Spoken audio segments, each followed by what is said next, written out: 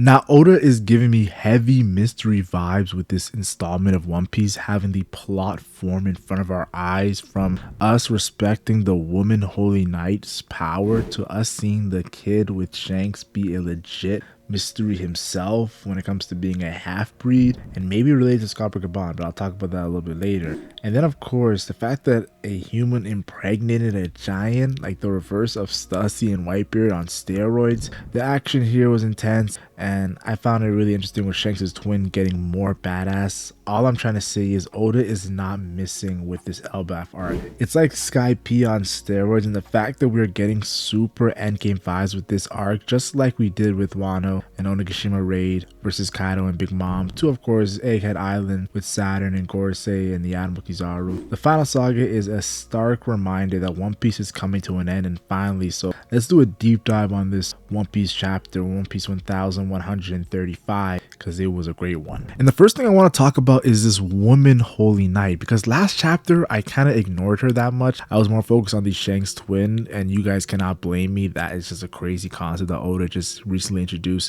Well, you could say he did it when Shanks actually met the Gorosei, or Shanks' twin met the Gorosei, but regardless, the woman needs to get shine because she was more highlighted in this chapter than Shanks' twin, when she of course asks where's Loki. We finally got what they wanted, their interest. We finally got what these two Holy Knights need, and they need Loki, and it always connected to his 2.6 billion berry special bounty, which is a very high bounty for a guy who we've never even heard stories of when it comes to pirating. Then of course I have to mention how her powers and abilities, able to pretty much one-shot a giant from Elbaf with relative ease with this bandage or ropes or whatever you want to call it, that pretty much was cracking the bones, I'm thinking, of the giants. I'm not too sure what was happening. She just threw something out there and then it wrapped around him and then he was getting packed out. But yeah, this woman Holy Knight, the way she talks, the way her energy is, now I'm ordering you to tell me where Loki is. Very dominant. Shanks' twin didn't say a word. This is showing me that the Holy Knights are a serious threat. Now I understand why Monkey D. Dragon said we move when they immobilize the Holy Knight. And then of course seeing the arc of God Valley and how they went up against the Roger Pirates. Yeah, the Holy Knights from back then, the Holy Knights from right now, I'm respecting you guys' power. You guys are a legitimate force to be reckoned with. And honestly, I always thought it was of course the Marines and CP0 when it comes to of course the strongest factions in the world government, but the Holy Knights are definitely making a case for them might be in the strongest faction. Could they surpass the Marine admirals? I'm not too sure, because we don't figure out Garland was the commander and he became a Gorosei recently, so I'm not too sure. But I still say this, they are strong, and if this is what the revolutionaries are trying to go up against, I can't wait to see these intense battles. And I have to mention this kid that we seen during of course Shanks initially on Elbaf during Egghead Island, this kid named Colin, who fights Luffy, and holy shit, his first attack with Luffy nearly dodges it, and the second attack Luffy breaks his wooden sword, and then Luffy goes gear third elephant gun. Now this is the same attack he did to tame the Kraken, like that's the attack he does, and Colin actually dodges it, and Usopp's like, yo Luffy, you're going too far, and then Luffy's like, well it didn't hit him, and we see that Colin actually dodges it. And this kid is actually cool. He's badass. He's epic. He even says, oh, okay, you are worthy of being a Yonko.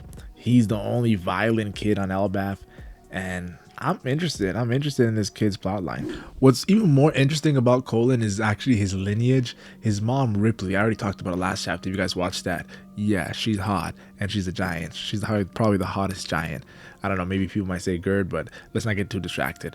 But yeah, she was so hot that a human pirate came to Elbaf, which of course everyone respected this human pirate or former pirate, and he impregnated a giant named Ripley and got this half human half giant in Colin. Now I think it could be Scopper Gaban, just because we've been looking for this guy for so long.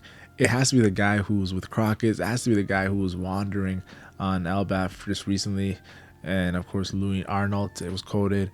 And of course we seen him saying wait for the Straw Hats, and then of course Shanks connection. I think it's Scopper Gaban, but at this point I just can't wait till Oda reveals who this individual is.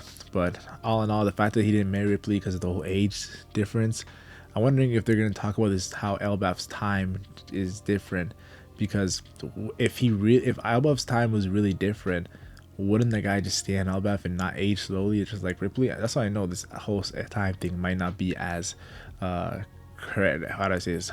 Might not be as solid as a theory that a lot of people think. Though regardless, I am thinking this is a hype.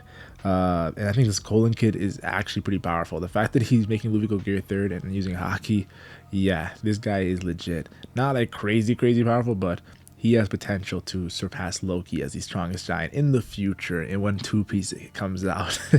And then I have to mention Shanks' lookalike. He does nothing in this chapter except support the Woman Holy Knight. But some people are mentioning in the panel, you see his handle of a sword that reminds him of Shanks's Griffin, or Gryphon, whatever you want to call it, and Figurland Garland's sword as well, the handle there. So honestly, this guy is a swordsman. Is he the world's strongest swordsman because he has 2 arms instead of 1 like Shanks and Mia cannot fight him? That's jumping the gun, guys. But he is a swordsman. He is a holy knight. He definitely learned from Figurland Garland. He should be a powerful character. Conquers Haki, coding, probably. So yeah, he's a legit fighter, and he's a fact he's a swordsman.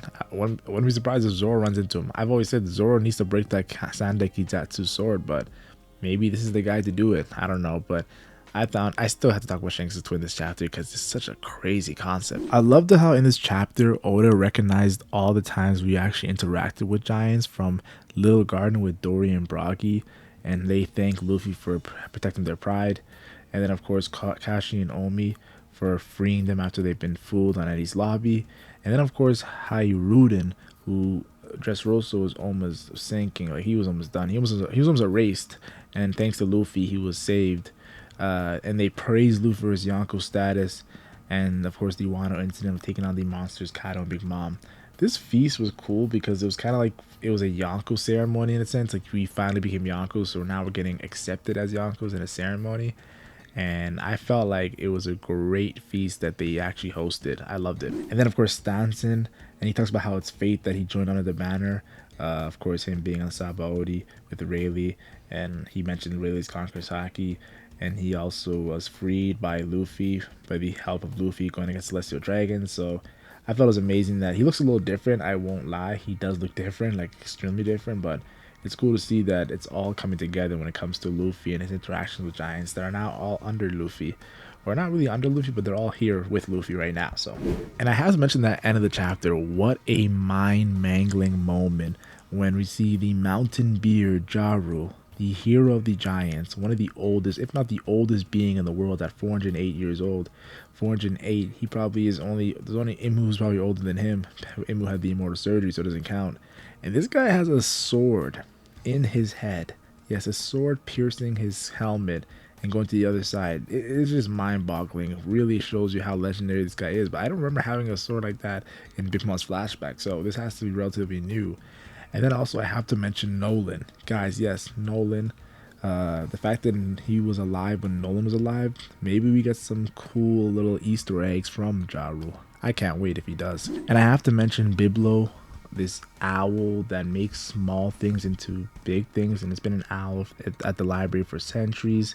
This is important, of course. This Delafruit is called the Nurturing Owl because it's the nurturing Delafruit, and Lil Vegapunk is so clutch with that knowledge to just name Delafruits on the spot. I thought it was very cool concept, and we might get some information on the past history with this owl being alive for so long. But I thought it was really cool how Oda's explaining all the wacky things of Elbat. I thought it was pretty funny how Sanji was defending the kids, and even Luffy's like, it's a letdown, they're so peaceful, and Uso's like, yo, you can't help it that they're very peaceful now in Elbaf. Then we see the situation of Sanji defending them, and right after they're doing a Momonosuke with Gerd.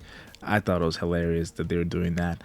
Very horny kids. And the last thing I have to talk about in this chapter was Tama. Tama beat Hold'em. What is happening right now? We saw that initial moment in Wano and how, yeah, she was definitely helpless with this headliner, but now destroying Hold'em and saying that she got stronger.